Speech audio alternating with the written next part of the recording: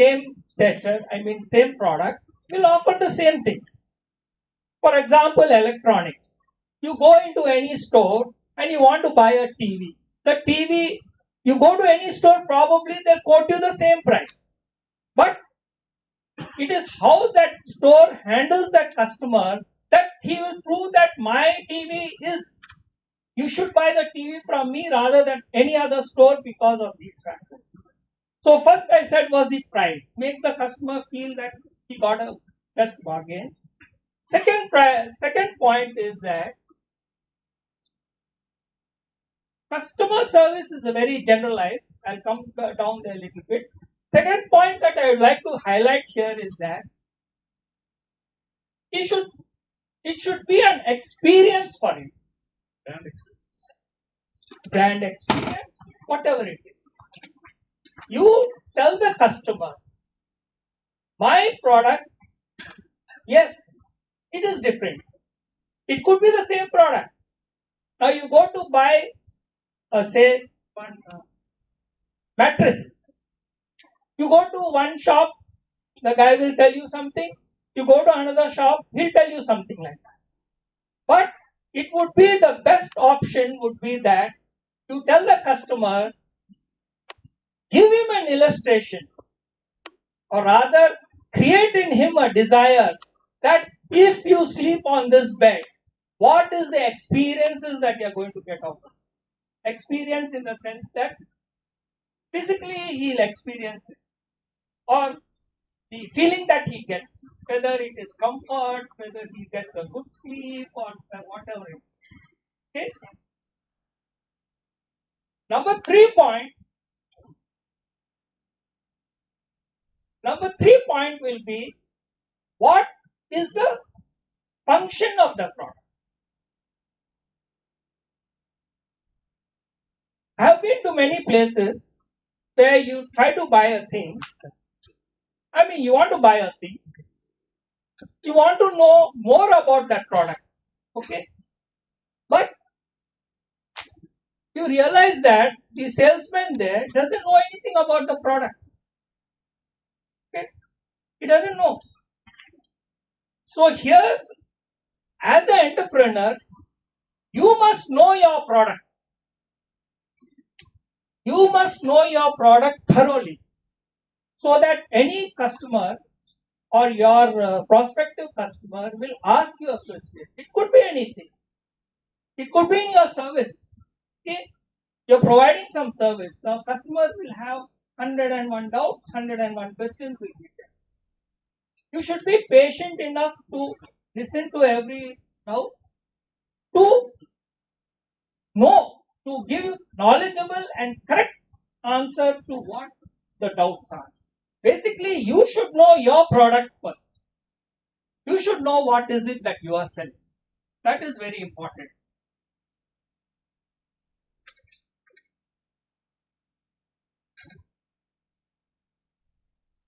Somebody here said, now, after these points, I just want to put a general question to everybody here. I'll take you to a different plane, and this.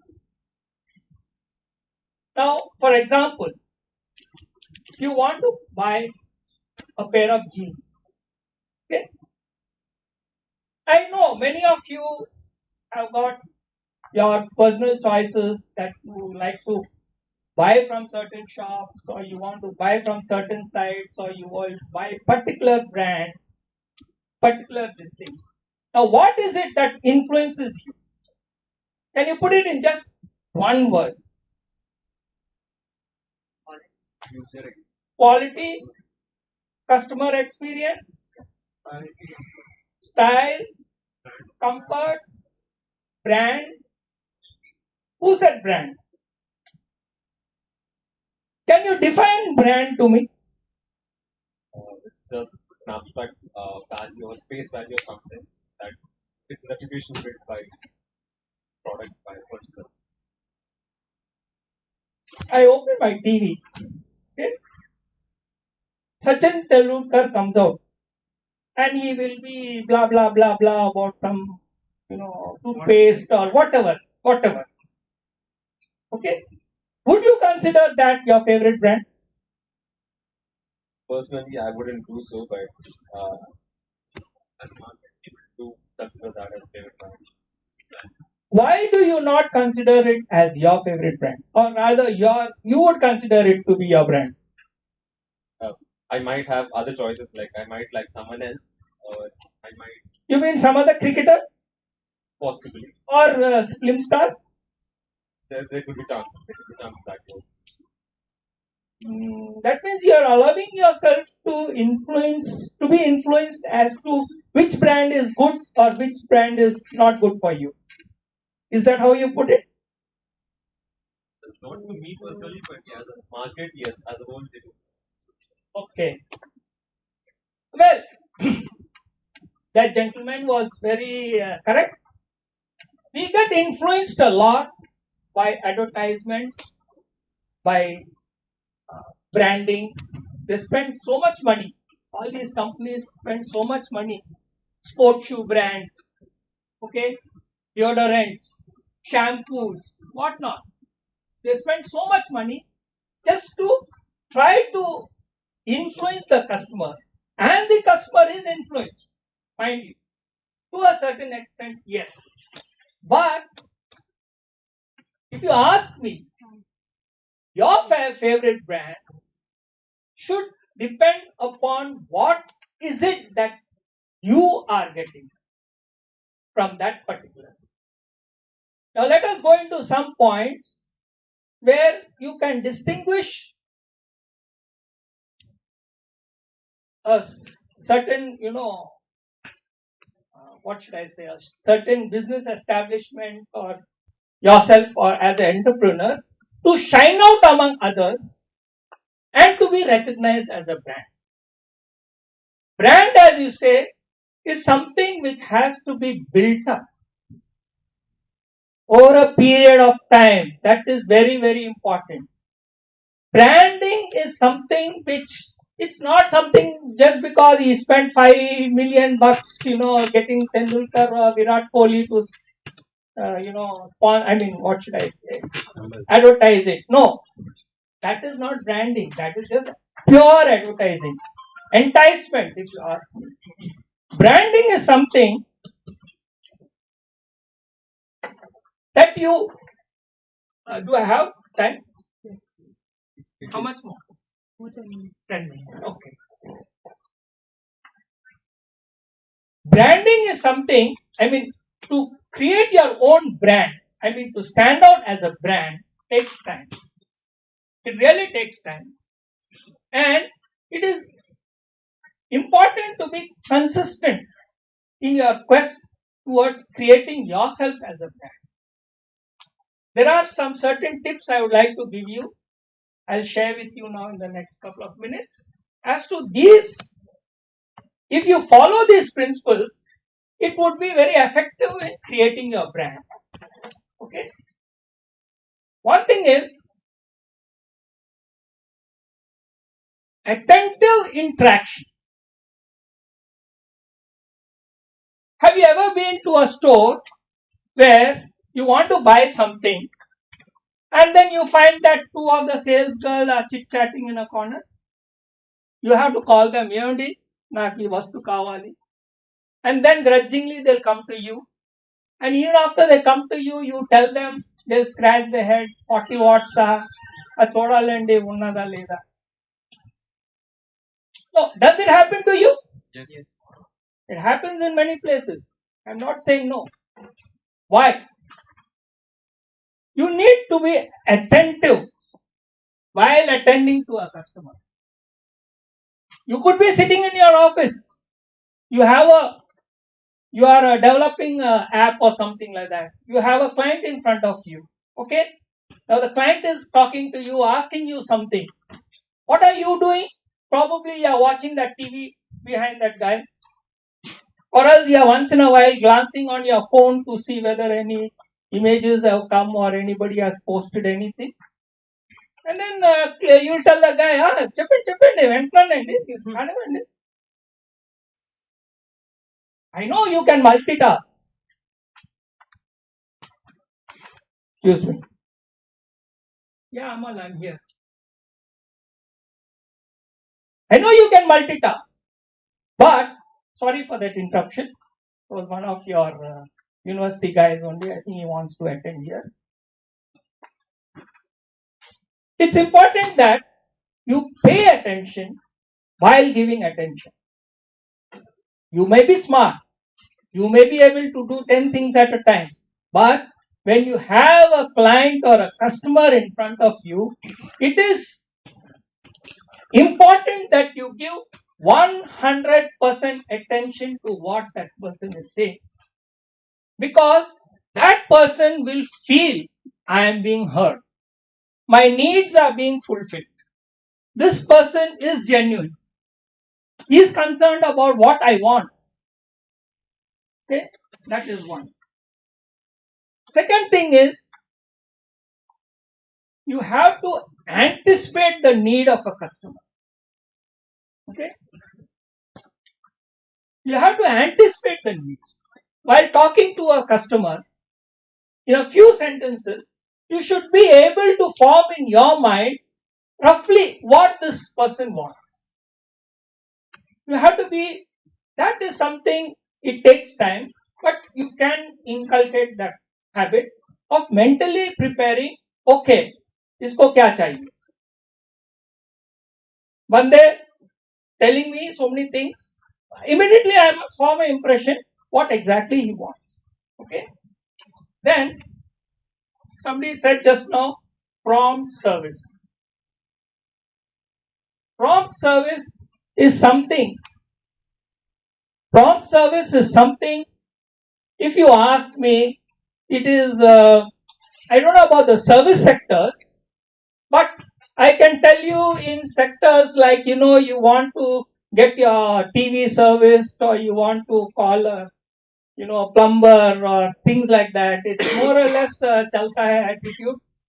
Okay, I told you I'll come tomorrow doesn't mean tomorrow. It could be 1 week later. Okay, prompt service is something that lot of customers will. Of course, things have changed now. Nowadays, you go give your watch for repair or something. After 1 day or 2 days, you get a message or you get a call. Your product is ready. Please come and collect it. That is fine. But where such a mechanism doesn't exist, what I mean to say is that don't give customers false promises. Okay? Stick to your time. When you say I'll give you after 3 days, better to say I'll give you after 4 days than rather than saying 3 days and then after that saying please come tomorrow. Right? Then one very good point would be that what they say is don't promise more and under deliver. That is a very critical component of our business ventures. There's nothing wrong in telling your customer client that we will try to deliver this, itna kaam karega, or we will do this, and then give something superior to them. It's what you say, overdoing it, but not promising more and delivering less. Never try to avoid that. It gives a very bad impression.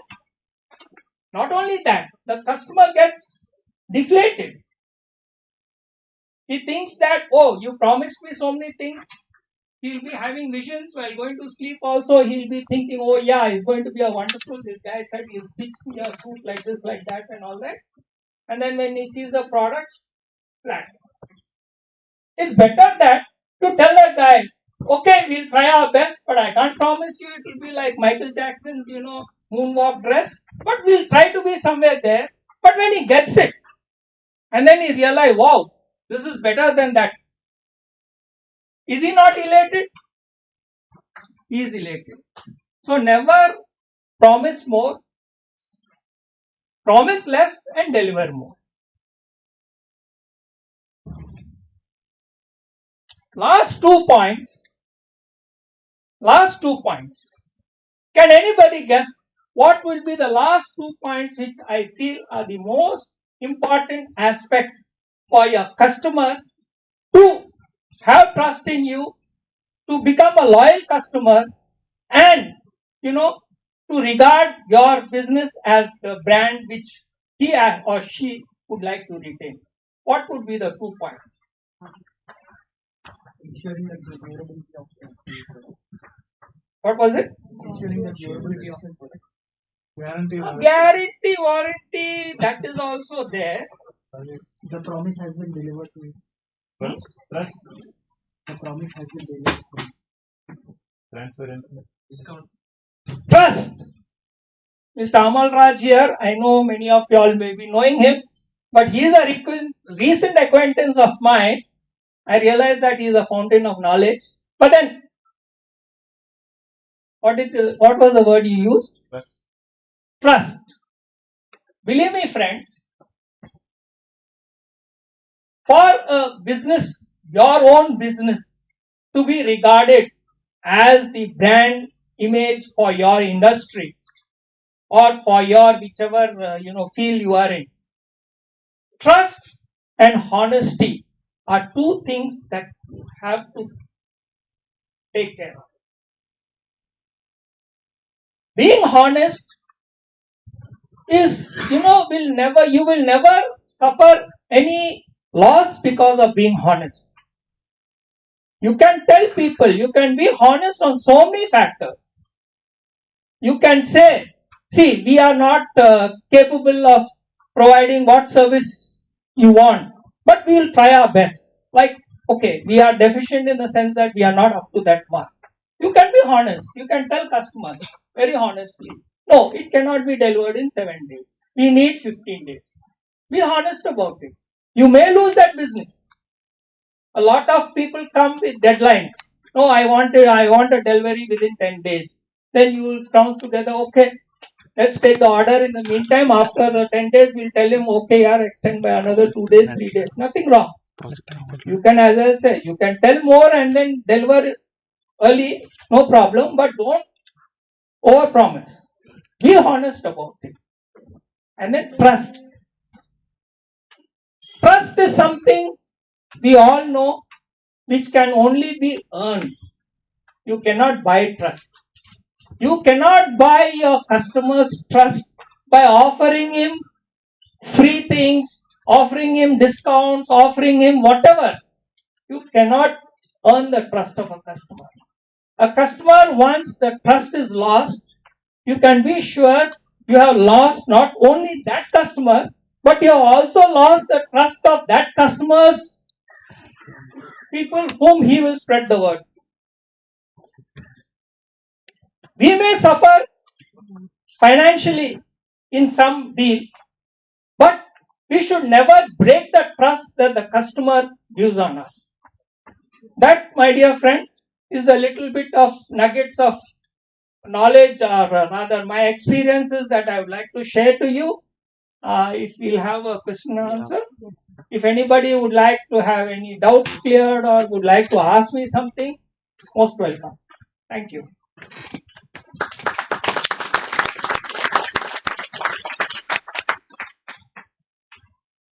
So that is a shoe brand.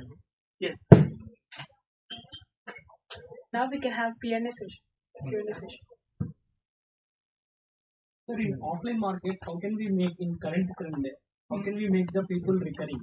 If at all someone buys some products from us, how can we make them recurring? Because in online we can pitch you by using apps and doing it. Yes. But in offline market, whenever some person buys any product, so after the certain time, because we might be having multiple products with us, so how to make those people recurring? Because currently recurring rate is very less for most of the business. Yes. If we can be a little more specific in what line of business that could be. For example, if you consider a business with doctor, patient, okay, the patient initially he will be having some trust. Over a period of time, there will be very multiple doctors comes into the same locality, and the accessibility also will be there. But we want that patient to recover.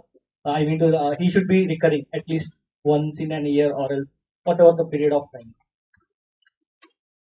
See, here again, it depends upon the confidence that the doctor has, put in the customer or his client rather. Here it is a patient. Okay. Again, trust. Basically, how much trust have you given it? It could be, we know a lot of instances where they say doctors simply they will write whatever medicines or they will say, okay, you have to get your test done here, done there, whatever. It all depends upon how the doctor treats the customer. There are some doctors who will watch the time while he is watching the patient because he knows he has to see 20 patients that day, he's got only 1 hour. So he'll give you 3 minutes. So if you go to if your doctor's attitude is as such, you might consider, he is not paying me full attention, he will go elsewhere. So one thing where doctors are concerned, if you ask me, it is the care that you show for your patient at that point of time. Yes. Sir, you're having a very long experience. Have you found that it is possible to please all your customers? If not, then can you talk about that? Well, that's a very nice question. I can definitely look back on my career and tell that yes, I have tried always to please all my customers, but there will be an odd customer who goes away unpleased. But you can endeavor to even for the most dissatisfied customer. Okay. Normally it goes like this: the customer says, "Cheh, I'm not going to come back to your shop." Something like that he'll say and go. Okay.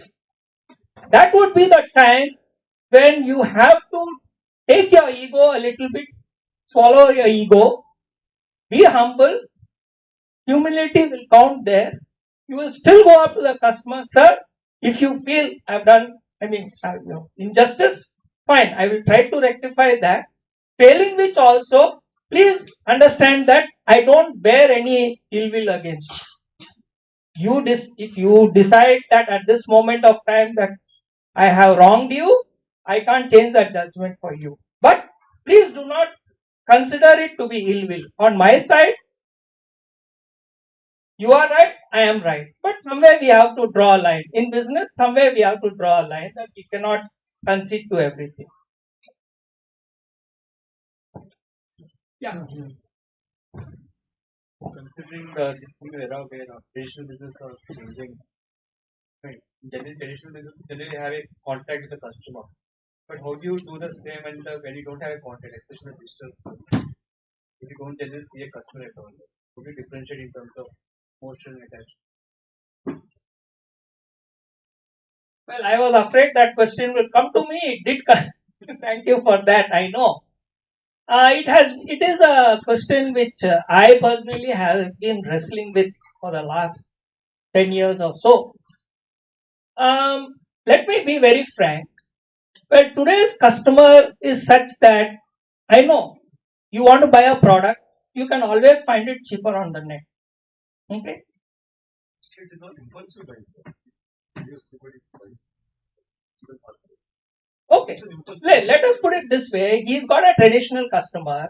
Now the customer is enamored by the going to the net. He is not able to contact the customer, or rather, as he says, the one-to-one interpersonal relationship is not able to develop because of that. Frankly speaking, I did not go into that sphere. Like we decided we are not going to go into that sphere. We just maintain what the traditional thing is. But I have been thinking about that topic also. Like here, what type of interaction you can do is, if you have the contact of your customers, maintain them, periodically by, sending in some, mail or SMS or something like that, and try to keep in contact. That is the best I can say you, because frankly, I too am in the same boat as you are. Thank you.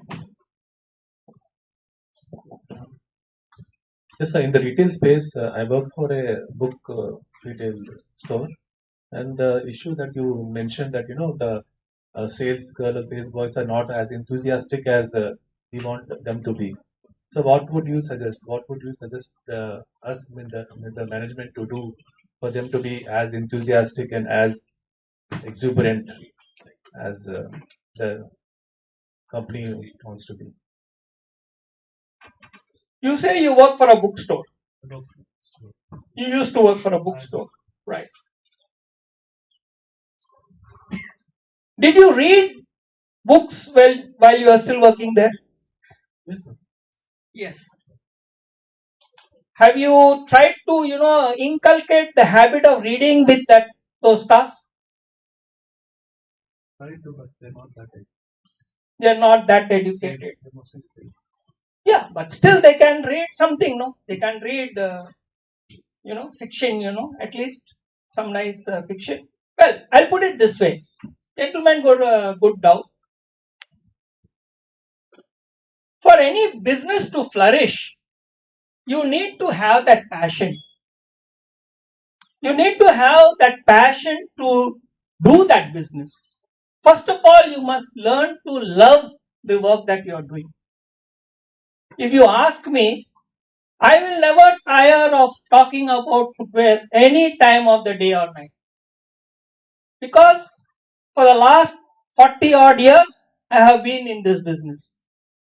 It's a passion.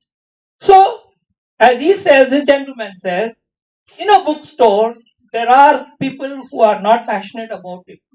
Inculcate a habit of reading books for the staff, or rather the staff also have reading corners for children or storytelling or whatever it is. Create that passion even among the sales girls and all to read. May not be big 1,000 pages big books, even small books, nothing wrong. Even magazines are good enough.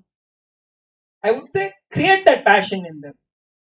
Sir, nowadays every product or every service just looks like same, and the main challenge is that customer is only making us choose by the price only. So how we can be differentiate?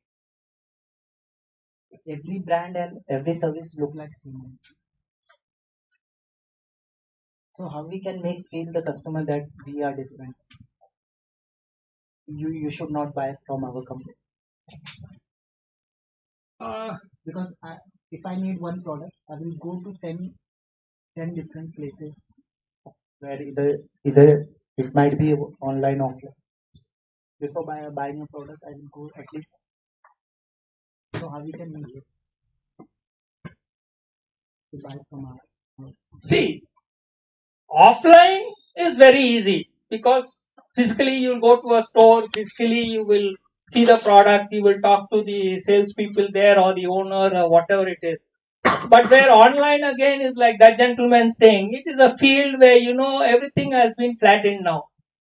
It's possibly because if you ask me as a consumer myself, I too at times buy things online. At times I don't buy it because after one or two experiences where bitter experiences, I felt that no. If I can get a product offline, I would rather go for a product offline. It is only in circumstances where I am very sure that this product, yes, is the same product which I saw offline and I'm buying it online, I would go for it. I don't know, I am not into the software field and all that, but I think many people here will agree with me that we are being influenced into liking certain brands or not liking certain brands. Or rather, not liking is not the word. We are being pushed towards certain brands and it's being promoted as if it is the best. I think you have to use your own judgment. As a consumer myself, I would have a mix of both. I would also scout the online stores as well as offline stores and then try to find a balance somewhere. Thank you all. Right. Thank you. That's it. Thank you. Thank you. Thank you, everybody. Please gather for a group photo. Group.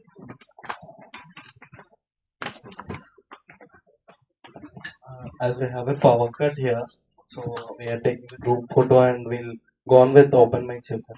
so that after the power comes, we can have startup business. So before the networking break, we're going to take a photo and then we'll go out and then come back and do the open mic, correct? Yeah. Thank you. That's experience. Is it an expedient email? Sorry.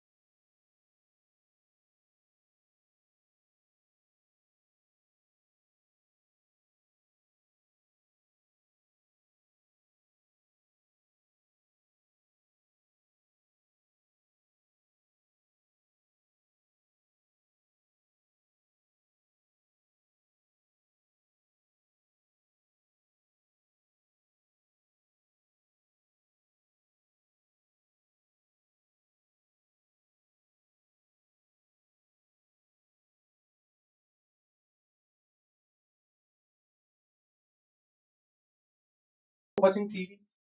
He's watching his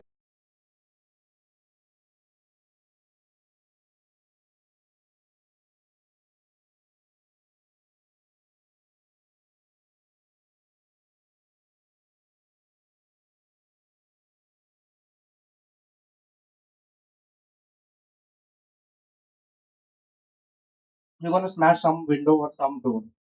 So he finds something like this: a bunch of people playing in a box type environment with uh, artificial grass, and thinks, what is this?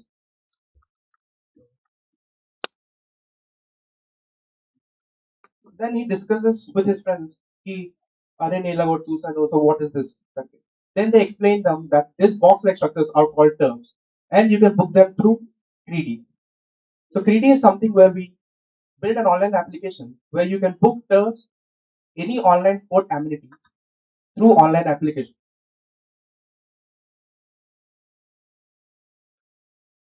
So over to my co-founder Bhagesh. Alright, so how many of you know what these things are? Or like, what are these? Can I get an answer? Online game. Yeah. So this is Valorant, and that is PUBG, and there are a lot of other games like this. These are basically called the multiplayer games. Yeah, which you have 100 players in it. You can just randomly play with them online, and there's one winner. So this is the actual format of this. Either one player finds a team, wins the match, or one player plays against another player, wins the match. This is with and this is squad. Right. Basically, squads where you can just put that filter on. You can pair up with these random people online, and you can just play a match against some other team, and you can win. Or it's 1v1. So this is exactly what we're trying to replicate in our app, but bringing the esport culture to real life. So basically, we're bringing the gaming culture to real life by helping these. These are the problems that we have identified in the sporting industry right now, and the main motto of bringing the whatever I've shown you here into the sporting thing is because you can just randomly, just like this, like I've shown you, you can just randomly meet people online. You can play a game offline. So it's like you get to meet new people and also you get to, your main motive is what? Is to win a match or to get prizes or something. So basically, you're just trying to do that, but you're just inculcating the culture of which is online, present, which is prominent right now, into real. So I'm giving it over to Jashwanth for the next whatever problems that we have identified. So these are few problems in the sports industry, the turfing industry right now. The first problem is manual booking through phone calls. So once you make a call to the turf owner and then ask him about the slots available and then book your slot according to your preference. So it's a hassle for anyone to go through all the process. That's number one problem we have been like spotted in this industry. The number two problem is owners have faced difficulty to track the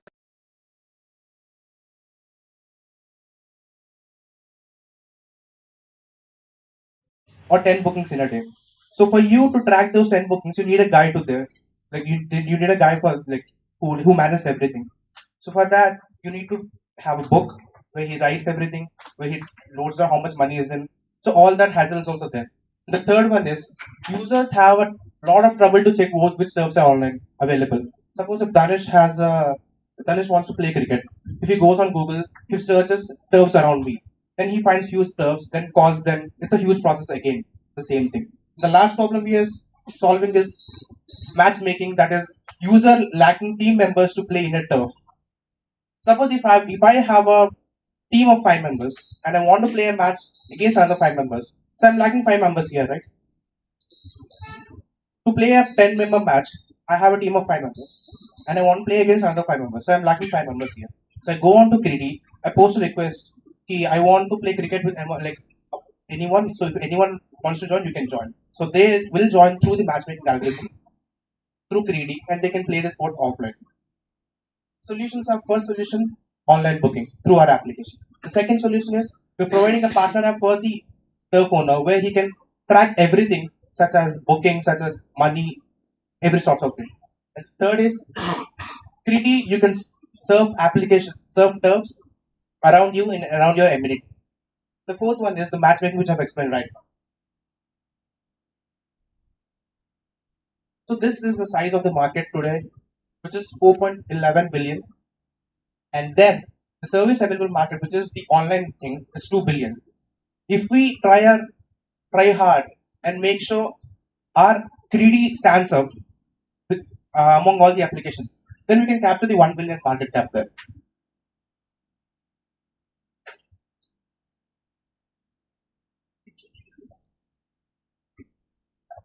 So basically, this is the competitive analysis that we have made. Our brand, which stands over here, is 3D. This is our direct competitors. We have like scale, and we can. This is Pleo, which is prominent in Vizag and all rest of the parts of India. Play Sports again is similar to Pleo, but it's only popular in Kerala. So that particular app is only focusing on Kerala, and it's not. I don't think, we don't think it will be having a plans for expansion. And this is our indirect competitor, which is Correct Heroes. But this app has only brought whatever features that Playo has only for cricket. So no other sports that it is being considering. And this is the analysis part that we have done. So and the y-axis popularity and value of the value to the customer. Play Sports is not at all popular, so I've placed it here. And the Great Heroes is popular, but it's not giving that much value to the customer. So if things like if we play our cards right, the greedy will be over here. Giving right now it is not that much popular because we have not launched it yet. So we are providing the value to the customer, which is by the extra features that we have mentioned, matchmaking and cryptocurrency or whatever it is. And later we are estimating to place our 3D over here, and when it is launched and when after scaling it right in all over the parts of India. So now I'm giving it back to Jashwanth for the estimated traction that we are foreseeing in the future. So in Vizag, I've spoken to around 20 turf owners, and they're willing to come on board with 3D. These 20 turf owners are willing to come on board with 3D. Maybe 20 plus, you can count them. So in Vizag itself, if we have 1,000 bookings in a month, which will make us a revenue of 1 lakh rupees, because they will pay us 10% of 10% of the commission which they will get paid. And 1,000 rupees, 100 rupees to 3D. So in June we can make 5 times of it. In July again 5 times. In August, September we can catch up to 1 crore rupees if we launch, and we are going to launch in June, April itself. So this is our estimated traction.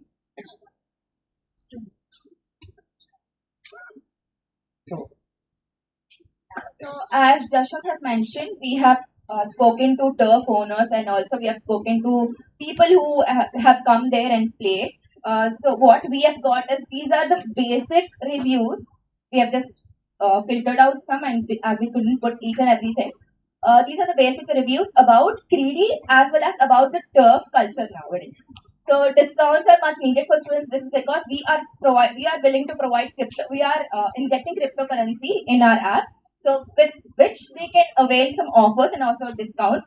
Which one person has liked the discount concept, and crypto sounds interesting. Also, Rathor M, he is a 50-year-old man. He lives in Bangalore, but he came here for holidays. What he says is we can have more fun with this emerging activity. So not only the target audience are between 16 to 20 or 16 to 30, there are people who are about 30 or about 50 also who are interested in playing in this, or who are interested to just begin and know what this new emerging activity or emerging technology or emerging thing sporting is about. And also it sounds like a great idea. Like these are the basic reviews that we have got when we only discuss the idea with them. So obviously we can imagine how much good reviews we will be getting if we actually introduce them to the app that we are developing. So that is it. Thank you so much. You can just contact us over here, or you can just follow Creedy on LinkedIn, Instagram, as well as you can just get in touch with us. Looking forward to getting in touch with him. So,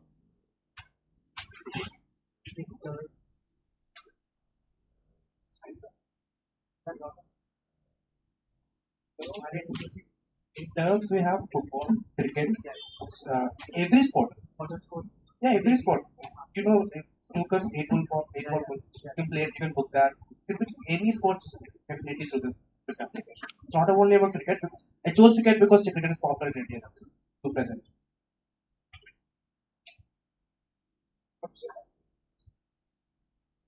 Starting this up.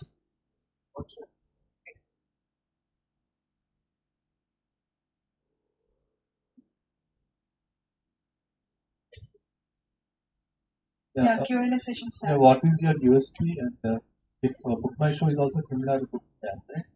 That app adds your feature, adds this feature to the app. How would you compete with them?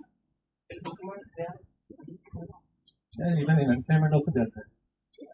Experiences. So what they say, right? My show, you book a film ticket, you can book any concerts that are happening. Yeah, I just Like that, suppose if this feature added in Book My Show, yeah. how you will compete? So in that case, what is your USP so that such that any other app will not replicate your business model? In Book My Show, you need to register your event 12 to 12 p.m. Like you need to register as a like if this person has a turf in MVP, he need to go on to Book My Show, then register. Ki Sunday 12 baje se 12 baje tak you have this turf opening. So it's a hassle for him to register every time. And also we have our unique USP is matchmaking. In Book My Show, you don't have the option where you can find people and play with them. But if that is We will because see Book My Show. You go to Book My Show for film tickets, events, which are stand-up comedies. It's Book My Show, not Book My Turf. So it's not a show. No one is performing there. It's a place where you go and play. Since our competitors have been in the industry since 2014 or something. So if the Book My Show really wanted to replicate it, they would have done it much earlier. But right now there are like 4 or 5 other apps also which are in this industry, in this particular turf booking. Okay? But Book My Show doesn't seem that much interested, as we can see, because they didn't have any update till now. It's emerging. That's why it's an emerging. That's why we want to be heads up. So how we are going to compete with Playo in Vizag? You are saying 1 lakh revenue you can generate in a month, right? But Playo is already popular, and all the merchandise are using. Are people who talk with you guys as you guys, so they are going to waive off the Playo. Yes, a few of them because in Playo the major thing is that when you book the booking, it's showing here the slot is booked. But if you go there on the other side, turf side, the slot is not booked. So they have a communication lag. I think it's their backend server or something issue. We don't know what is that. Most of the users are frustrated with Playo with this particular reason where they can't book turfs because they charge you 100 rupees per minimum booking. Once you go there and it shows that your slot hasn't been booked, then your 100 rupees is gone. So they're wasting money. So they're not going back to Playo. So most of them are using the manual way where they do the phone calls or they go to the trusted turf owners. That's it. Coming future, the people who are currently using Playo, they are going to migrate to your. Yes. We've spoken to like 100 plus, not 100, 150 plus people, and everyone are inclined towards greedy. So one Excuse me. One question per person. The packet. So you can have your network after the session. Oh, thanks.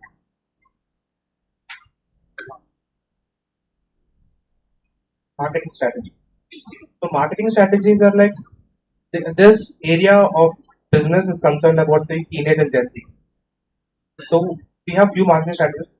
One is that social media for sure, where you can do where digital space where you do reels, engaging reels, and then content creation where if you have good followers on your page, then that's a good thumbs up for you.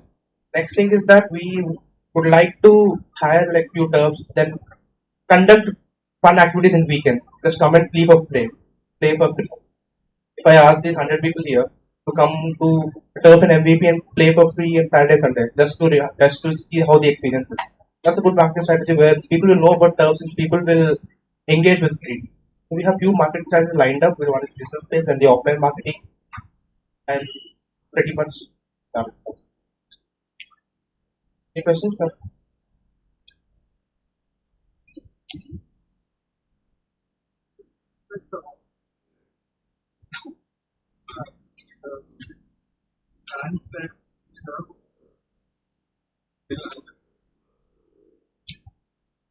Undercut me after us or a while. Now they don't have enough setups or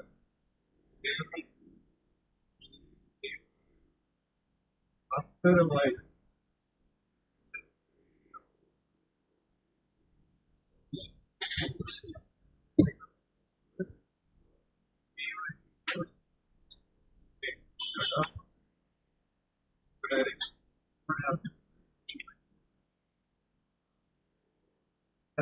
Now, with taxi driver saying attacking directly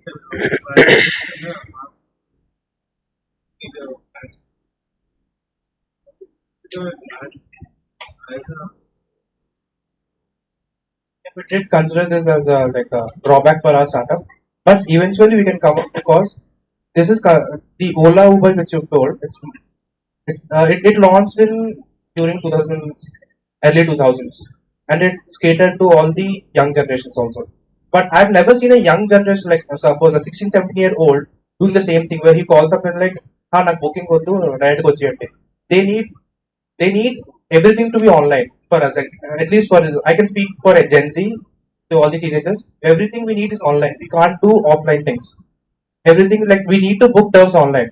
So once you start booking terms online, you can't get back because it's an addiction. It's a laziness. If you need to call him, then even if he's a good friend of you, the term owner, you might like to like explore new terms, right? I suggest some because you are very first of all, need to justify what you're figuring out some. That's not a good sign. You have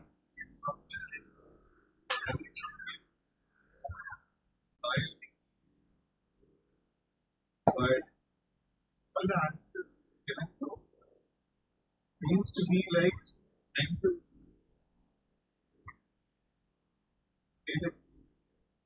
kind of like I am that you might be able to get okay. Well,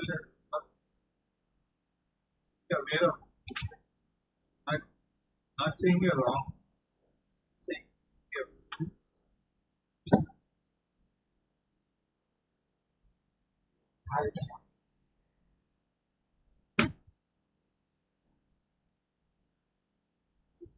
small solution. Instead of building everything from scratch, app and everything, as you're saying, you have some marketing campaigns, right? Try to focus on marketing campaign first. Make sure whether it works for the market or not. If you think it really works, then you can focus on your app. Because I think you're already, I think you're already done some developing of kind of thing. Please try to focus on marketing first. So, instead of developing your own app, try to use what your competitors are using currently. Right? Like you can also get some white label apps also. Try to see whether whatever you're trying to justify is working or not. If it's really working, then you can start working on an app, AI, MI, whatever. This way, you'd at least know whether they're going the right direction or not. It's my suggestion. My suggestion is already matchmaking. Sounds like something that is a first time around.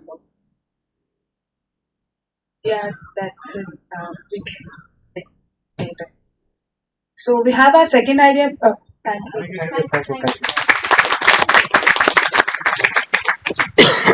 We have our second idea pitch by Lokesh on Center for Urban Water Resources here from DHAN Foundation.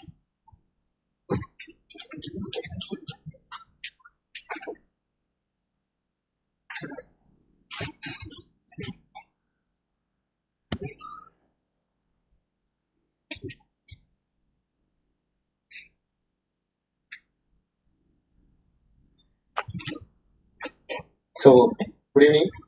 Hi everyone. Sorry, I don't know Telugu, by the way, because the gentleman who started with Telugu language only. Sorry for that. I will try to learn as soon as possible. Yeah, so here I am going to pitch about social impact related idea that we are trying to do it in Vizag. So basically, myself Lokesh, I'm an environmental engineer working in DHAN Foundation. It's a professional development NGO. So we are bringing a lot of ideas. We are bringing a lot of professionals in this sector, and we are trying to professionalize this sector. So that is where we are. So here in Vizag, we are attempting one idea. So that idea I'm going to pitch you in front. So let's see like how interesting to you or what we can bring it forward. So its idea is about urban water commons. Water commons in the sense whatever the water related things we want to pitch it to you. So the first question I like to ask you is like why Bangalore, Pune, Chandigarh are so beautiful? Like beautiful in the sense the environmentally very beautiful, ecologically very beautiful, and the water bodies are filled with water. Though Bangalore don't have, but still why greenery is there. So this is the one question will come in front. But once you compare with the city like Mumbai, Delhi, Kolkata, Chennai, the cities are suffocating. Like the people are keep coming, and the drainage what we are seeing is a stormwater drain is converted as a sewage drain, and there people are living. The quality of life is getting down, and you just see the several slums are increasing. So my question is like, this city is beautiful. This city is very ecologically very sensitive, and these cities are suffocating. Now come to the part of Vizag. Then what about Vizag? So we are thinking still we are in the first category. Huh? So let me come back to that. If you questioned why that city is beautiful and this city is not beautiful, so this is a very basic question we need to have. So we have to see it in very different angle. That's why I put it in a downwards Y. So that different angle is like, does poverty matters? Do socio-economic condition of the people decides the city's environment? I'm not talking about the infrastructure. I'm talking about the environment, like water bodies, channels, rivers. So, do socio-economic status of a citizen in the city is decides the beauty.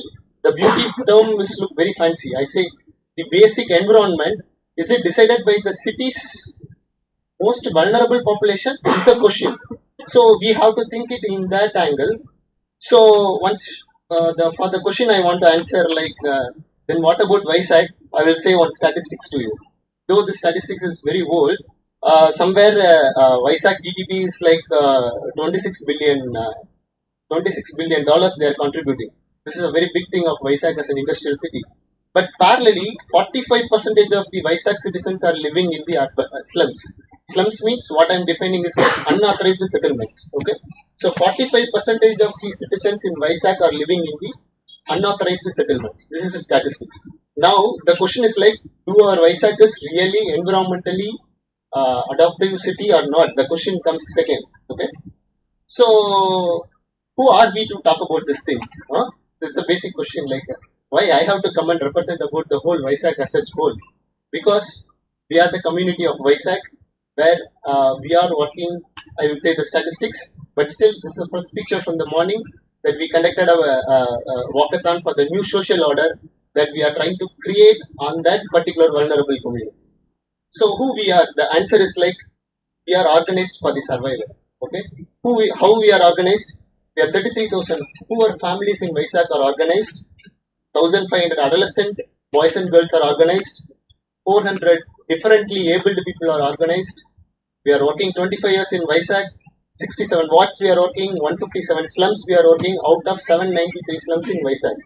Please remember, no one, very rarely people knows like Vizag city having 793 slums. Okay, so we have 6 self-sustained federation.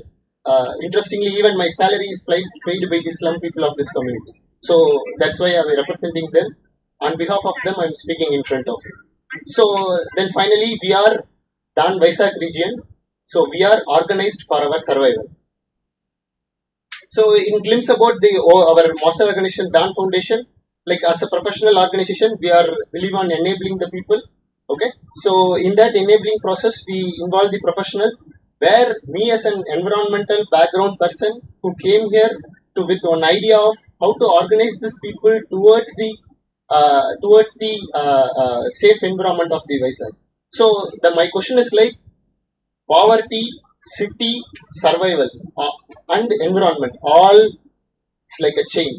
If one is disturbed, everything will broke. That is our strong idea and strong belief on it. So if you turn the history of Vizag, though I am from Tamil Nadu, but I learned from the paper. You people may know very better. Several kingdoms you just see from starting from Pallava, Ganga dynasty, Chola dynasty, Gajapati kingdom, Vijayanagara. Like that, so many kings ruled. That time, water bodies are all with the community, who is taking ownership of the community.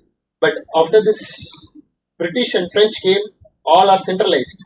We gave it to the government. But again, that thing won't come back to the own community who is owned. The farmers who is having a land, is owned that particular water body. But now the connectivity is lost. Due to brutal urbanization, we lost most of the water bodies, most of the streams. So this is where our idea is like, how we can organize this particular community, being a water sensitive community. It's not just awareness we want to give. We want to make them to take an action, take a lead on this action. So how we can bring it? So that's the idea what we are pitching. So what we are doing is like, we very clearly speaking, we demand a quality of life. Though we are in unauthorized settlements, we demand a quality of life. We are responsible for our future, and so our children deserve environmental dignity. So still, our children are not having an environmental dignity. For that, our idea should be a very focused one. So what we did, our focus is mostly on springs, water bodies, roof water harvesting, hillock slums, which is Vizag's unique identity, and water sensitive creation of water sensitive community. So one of the very interesting thing is like Vizag slum is not a single slum. If you go to Chennai, you can define a slum as a single slum, but Vizag you can classify coastal slum, hillock slum, low-lying slums, city plain slums, suburban slums. Everything is unique as per the property of that slum. Their problem is different, their survival is different, their occupation is different, everything is different according to them. So what we did is like, as such now, after we generating this idea, what we did is like, we mapped all the water bodies throughout the city. So with the help of GIS, we just take a topo sheet and digitize those water bodies, and we mapped it. We identified 179 water bodies from the 1970 updated map of British. We got 179 water bodies in the city boundary. So now question is like, how many are there? We don't want to answer the political question, but still there are some 40 to 50 water bodies which is still directly employing the landless farmers like goat rearers, or the other person who do their livelihood depend on nature, or all depend on that particular water bodies. So innovating water body is directly impacting the most vulnerable people of this particular Vizag community. So what happened to the Vizag health as per the water body status? You just see all the water bodies have different problems. One side it's a water hygiene is there, and another side is like sewage is there, and another side drain are all concretized. So something happening to the Vizag, so that we are identifying, we are making a report on like community based report on what is happening to the Vizag health. So that is what we are doing as such now. Yes, what you are seeing, the three picture is a water body. One is a school which is converted, and another is a cricket stadium, and another is a housing board. So this happened very long back? Not really. It's after some 1970 it's happened. But the question is, here the basic question is, do we allow water body for these people, though they are the landless people, they don't have a dignified place to live? Do we convert this thing? That's again a very big question, psychological question and socio question that we have to answer for that. And again, government also taking their efforts, of course. So another side is like GVMC, collector, all taking the wherever the vulnerable water bodies are there, they are fixing the board. But still, one hand clap is not enough. We need a community to organize with them. Last one. Yes, thank you. Yeah, so the one pitch I want to give to is like the slum which I shown here. Anyone know this slum called Ramakrishnappuram slum, which is towards Himachalam Road? This slum have an interesting character that you should not construct a house there. Government will demolish. You have to use only asbestos sheet. If you construct your first floor, they will demolish. The reason is the groundwater is in 4 feet. Okay, this slum you just see all the houses, more than 700 households are there. 700 households are built by the asbestos sheet, which is a burning heat. Okay, imagine their quality of life. Okay, so now this particular slum having an one particular pond. If you just raise the level of just 1 meter, the slum will be saved from the flood every year which is happening. You know, just 1 meter of the bund which is rising, which can save the whole slum, which keeps the socio-economic status, because every year flood comes, everything will gone off, he start his life from the zero, right? So, in that perspective, what we are going to do for that Ramakrishnappuram is that first which I am giving to you. And second unique thing about Vizag is like Vizag is not just a watershed, it's a spring based watershed. Spring is something in Telugu called Tara, right? It's a unique feature of Visakhapatnam city, where this Vizag itself a spring based ecosystem, right? I will go further. We identified 14 springs in Simachalam Hill. So where we are documented more than 5 springs there. Springs don't think like it's just like a water flow. It's a very sensitive ecological spot. Wherever you are finding the spring, it's not just like a water it's coming from the outlet. It's an aquifer. It's going on all the way up and it is pouring out. Okay, it's a very interesting natural engineering, we would say. So those type of springs water is going up. So what we are going to for the rest of the 14 springs, nowhere no one is having answer. So springshed management committee can be formed, or can we go further? So that's a very big question is coming up. Yes, like we are doing very poor business, but we need your wisdom on bringing this business up. So the final one thing the Vangari Mata said there, if you want to save the environment, once local community understand that it is the resources themselves, then only the environment will be saved. So what and where is your stake? Thank you.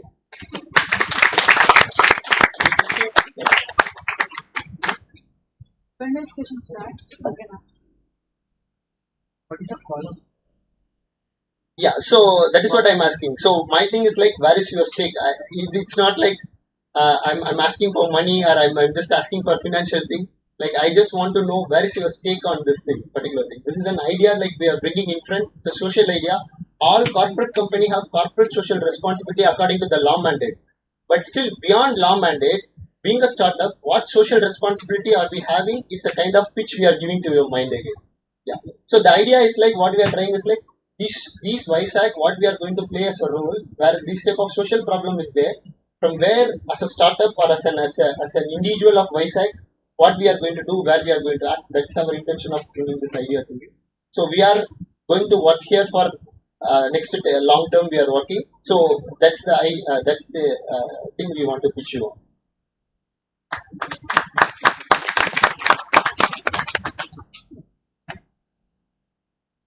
So what you are expecting from the company? That's what, like I pitched my problem, not my problem, our community problem, I pitched in front of you. So if you think you can do anything on this particular thing, what I pitched is like 2% of that our findings, okay? If you have anything, please write us, like I vizag@dan.org, it's our email ID. So you write us, like we do all together, we will do it. Because it's not a thing, because like last pitch, they shown their competitors, right? So our competitors are not like that. Like maybe we can compete with GVMC. So apart from that, we don't have any competitors. So it's like a collective action we want to do. We want to work with the government. We want to work with you all people. So wherever like you want to start a social impact, even though you have a law mandate, if you become a corporate, right? So before that, where you are going to start your humanity thing on this thing. So that's our.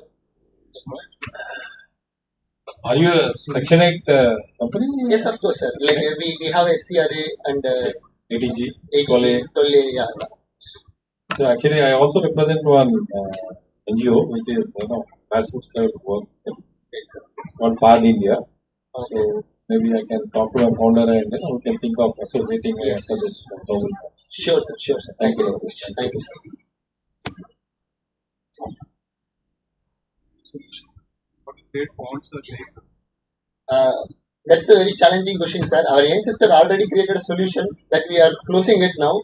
So now you have to say like from where we have to start. Of course, like technically we have a solutions, but do community take the ownership? That's our thing.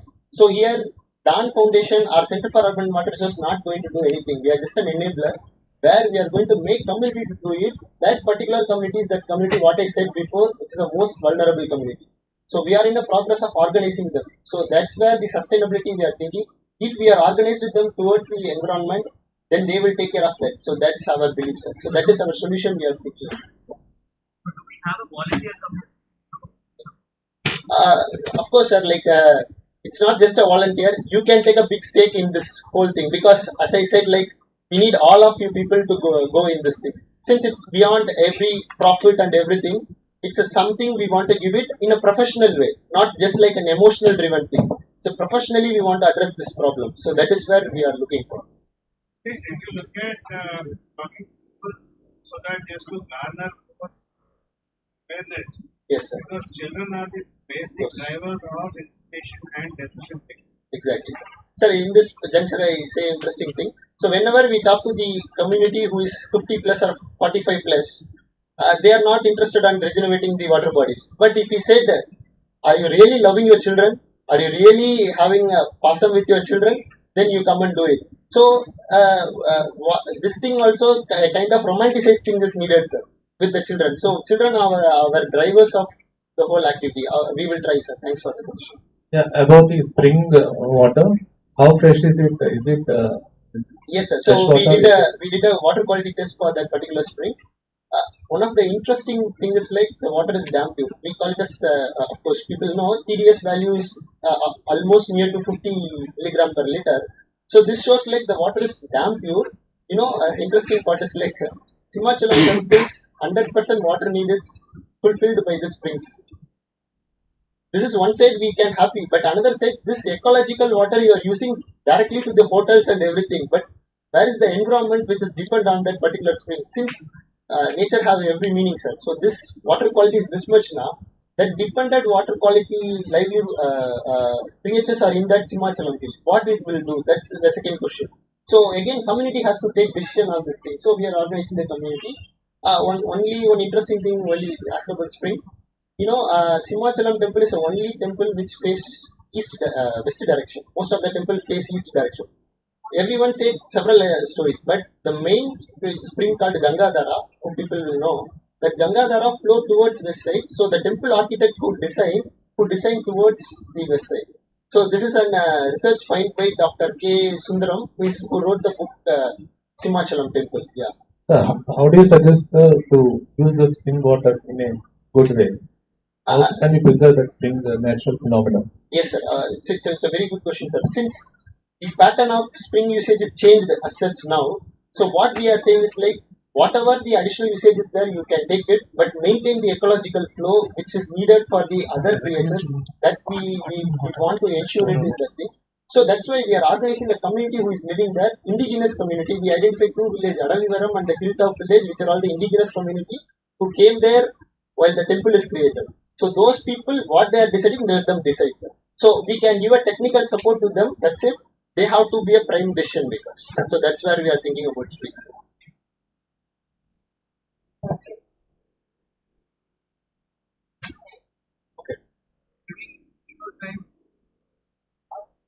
Yeah. Thank you so much. Thank you.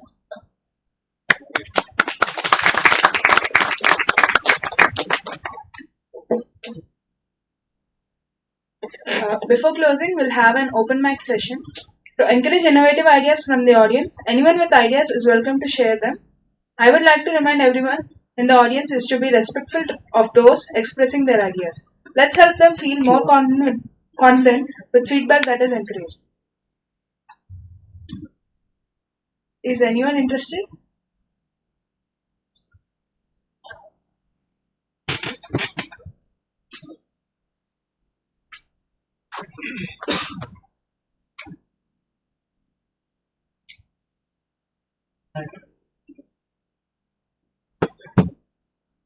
Hello. Yeah. So my name is Pawan. not prepared for this, but then I'll just try to put a brief of my own idea, which I'm trying to work on. So everybody must have been buying milk every day in the morning. Yeah. So where do you buy your milk from? Local shop, or you get it delivered, or you buy it from your local farmer.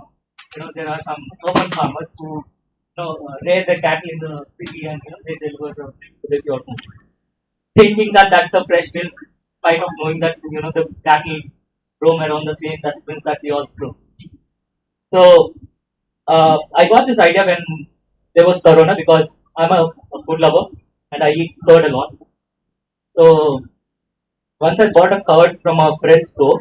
I mean, it's basically not a branded store, but unbranded store where he procures the milk directly from the farmers, and he brings it, and then he sells it directly without any packaging or any further process. The taste was different, quite different, that I couldn't go back to the packaged milk or curd. So that's where my idea started. So my idea was, why can't we do this on a commercial scale? But what is restricting? I mean, yeah, there are a lot of hurdles, but the good thing is, now that we are living in a technology world, we have a lot of solutions and we have a lot of innovations. So one such idea, when I travel to the northern part of this country, I've seen this idea where you can deliver the same high quality milk with the help of ATM machines or automated vending machines. Procure the milk, get it, transport it directly to your own apartment at the basement, where we place a vending machine over there. So the milk is directly procured and then transported into the vending machine. You can just purchase it with the help of a smart card or just a cash or a token directly into your. Either you can get a bottle, or we place bottles over there where you can buy the bottle and fill the milk. So this is one part of the idea, which we want to scale it to other agro products, where the supply and the demand side problems of the farmer sector can be addressed. This is the basic idea. I hope చాలా మందికి అర్థమైంది అనుకుంటాను, లేకపోతే ఇంకొకసారి make it fail launch. Any questions, please? There are more number of players because everyone is coming with the agri startup. I'll take directly from the farmers to the customers. But what is your key here? Yes. So yeah, I mean, there are more number of players, but still there are a lot of problems only in the agri and the farming sector in this country. That is because we are not able to streamline, or we are not able to solve the problem end to end. That's where my idea comes. We want to solve the problem from the supply side to the consumer or the demand side, end to end, with whatever needs.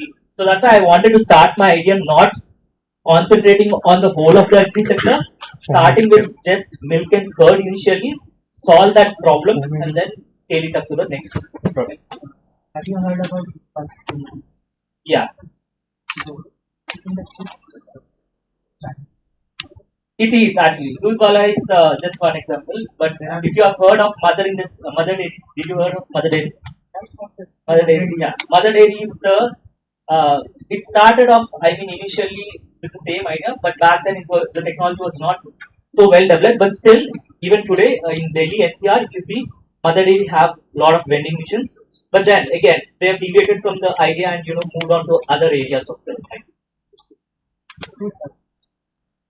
Every sector there is always competition, but then again, milk and dairy and agri products are such products which we tend to buy on everyday basis. If you focus on quality, sustainability, I think you can do wonders. No compromise.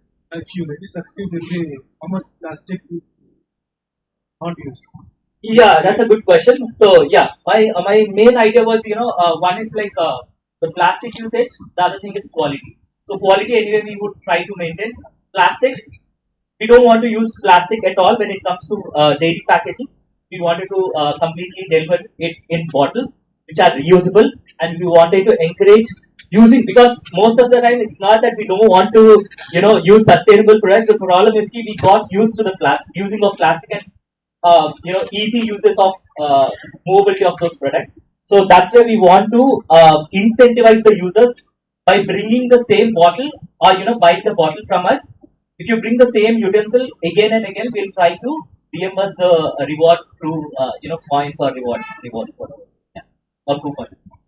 If you come up with an quantum of plastic bags, Oh yeah, Sir, not these sir, on one please. We have So when it comes to plastic, according to one of the surveys in Mumbai, like on daily basis, if you try to reduce this, only the milk packaging that we use on a daily basis, that itself saves almost you know whole bunch. I mean, if you take the example of Atlanta in USA, Atlantic Ocean, there we have around 100 tons of plastic that is generated on daily basis, only on one particular purchasing day. So that's the amount of plastic that we humans generate. But on just based on milk packages, I just need to work on my numbers yet, but I'll just get back to that. Any other questions? Thank you for now. Thank you so much. Anyone? మేము shopping చేసేవాళ్ళం sir social మీడియాలో. ఆ social మీడియాలో shopping చేసినప్పుడు నాకంటూ shirt ప్రాపర్గా వచ్చింది. So వాడికి అది నచ్చి వేరే వెబ్సైట్లో షాపింగ్ చేస్తే వాడికి ప్రొడక్ట్ రాలేదు. సో ఏంటబ్బా ఇది అనుకుంటే ఇక్కడ ఫ్రాడ్ అనేది జరుగుతుంది. ఇన్స్టాగ్రామ్లో, సోషల్ మీడియా షాపింగ్లో చాలా ఫ్రాడ్స్ అనేవి జరుగుతుంది. సో వాటికంటూ మేము చేయాల్సింది ఏంటనుకుంటే ఒక అథెంటిక్ ప్లాట్ఫామ్ క్రియేట్ చేసి వాళ్ళకి మేము ఒక లింక్ ప్రొవైడ్ చేద్దాం అనుకుంటాం. ఆ లింక్ లో ఓన్లీ జెన్యున్ రీటైలర్స్ మాత్రమే ఉంటారు. సో కస్టమర్స్ కి ఈజీగా ఎవరైనా అట్రాక్ట్ అయితే మాత్రం ఆ ప్రొడక్ట్స్ వాళ్ళు ఈజీగా తీసుకోవడానికి అవన్నీ బాగుంటుంది. సో మ్యాక్సిమం నేను చేసినప్పుడు 90% పీపుల్ సోషల్ మీడియాలో ఎఫెక్ట్ అయ్యడం నేను చూస్తాను. సో నాకు తెలిసి మీలో కూడా ఒకరు ఇద్దరు ఉండొచ్చు. ఎందుకంటే సోషల్ మీడియాలో చాలా అట్రాక్టింగ్ గా ప్రొడక్ట్స్ ఉంటాయి. సో మళ్ళీ ఇంపోర్టెడ్ బ్రాండ్స్ మళ్ళీ తక్కువ రేట్కి వస్తూ ఉంటాయి కాబట్టి జనాలు వాటికి చాలా ఈజీగా అట్రాక్ట్ అవుతుంది. సో ఆర్డర్ పెడతారు కానీ ప్రొడక్ట్ అనేది ఇంటికి రాదు, మనీ అనేది రిఫండ్ అవ్వదు. కొన్నిసార్లు ప్రొడక్ట్ వచ్చిన క్వాలిటీ బాగోదు, దాన్ని రిటర్న్ చేయాలనుకుంటే వాళ్ళు తీసుకోరు. సో ఇక్కడ ఏంటంటే కస్టమర్ అనేవాడు సాటిస్ఫై అవ్వలేకపోతాడు, అన్సాటిస్ఫై అవుతాడు. సో వాటి కోసం మేము ఇలా క్రియేట్ చేద్దాం అనుకుంటున్నాం.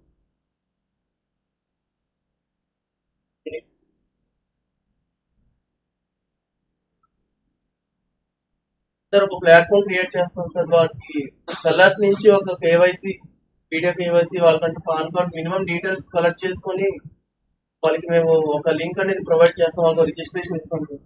Meesho is already doing. Meesho is already solving this problem. Meesho, have you heard about it? Sir Meesho He's also went up to. Sir but Meesho ఇది అది వేరే సార్. నేను అంటే సోషల్ మీడియాలో ఉంటాను సార్. సోషల్ మీడియా వెబ్సైట్స్ లో మీకు ఓన్లీ ఇంపోర్టెడ్ బ్రాండ్స్ ఉంటాయి. అంటే ఫస్ట్ కాపీ, సెకండ్ కాపీ అలాంటి ప్రొడక్ట్స్ కూడా ఈ రోజుల్లో చాలా మంది యూజ్ చేస్తారు. సో అవి యూజ్ చేయడం వల్ల వాళ్ళకి అది వాటితో సాటిస్ఫై అవుతుంది. కానీ కొనుక్కున్నప్పుడు మాత్రం వేరే దగ్గర దొరుకుతాయి, వీళ్ళు కరెక్ట్ గా ఉండట్లేదు. సో ఫ్రాడ్స్ అనేవి ఇంక్రీజ్ కంట్రోల్ చేయాలని నేను అనుకుంటాను. సార్ జెన్యున్ గా వర్క్ చేయాలనుకుంటే వాడికి నిజంగా మనకు అవన్నీ డీటెయిల్స్ ఇస్తాడు. కస్టమర్ కి ఎట్లా తెలుస్తుంది? సార్ నేను చెప్తున్నాను సార్, నేను ఆ ప్లాట్ఫామ్ క్రియేట్ చేస్తాను. సో ఆ లింక్ అనేది నేను ప్రొవైడ్ చేస్తాను. ఆ లింక్ వాడి దగ్గర ఉన్నప్పుడు ఆ లింక్ తాలూకు అథెంటిసిటీ ఎలాగా? ఆ లింక్ క్లిక్ చేసిన వెంటనే నా యాప్ అనేది ఒకటి ఓపెన్ అవుతుంది. ఓపెన్ అయిన వెంటనే వాడికి కావాల్సిన డీటెయిల్స్ అన్ని ఉంటాయి. అంటే కలర్కి కావాల్సిన డీటెయిల్స్. సో వాడు అప్పుడు ఈజీగా తీసుకుంటాడు. ఓకే వాడు కావాలనుకుంటే నన్ను క్వశ్చన్ చేయొచ్చు, నేను నీ వల్ల ఇలా ఎఫెక్ట్ అయ్యాను. అన్ని చోట్ల స్పామ్, ఫిషింగ్ అని జరుగుతుంది కనుక లింక్ ఏదైనా సరే ఇచ్చినా సరే జనాలు ఎవరు యాక్సెప్ట్ చేయడానికి మీకు ఉండదు సార్. స్టార్ట్అప్ కాబట్టి ఏదైనా starting cyber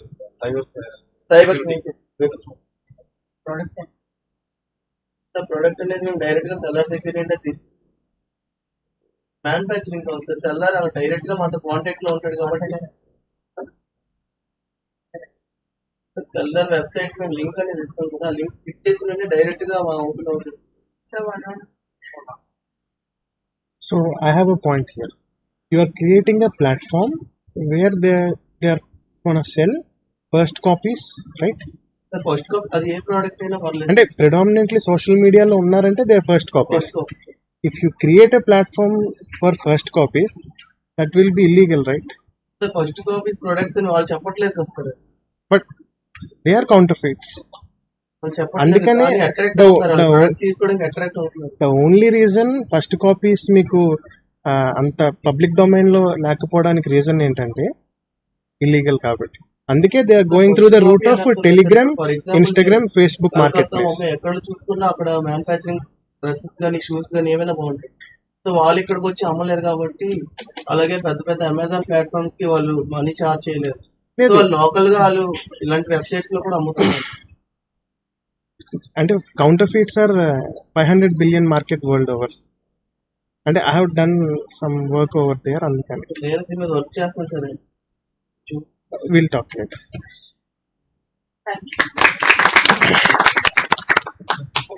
I appreciate your participation in today's fantastic meeting.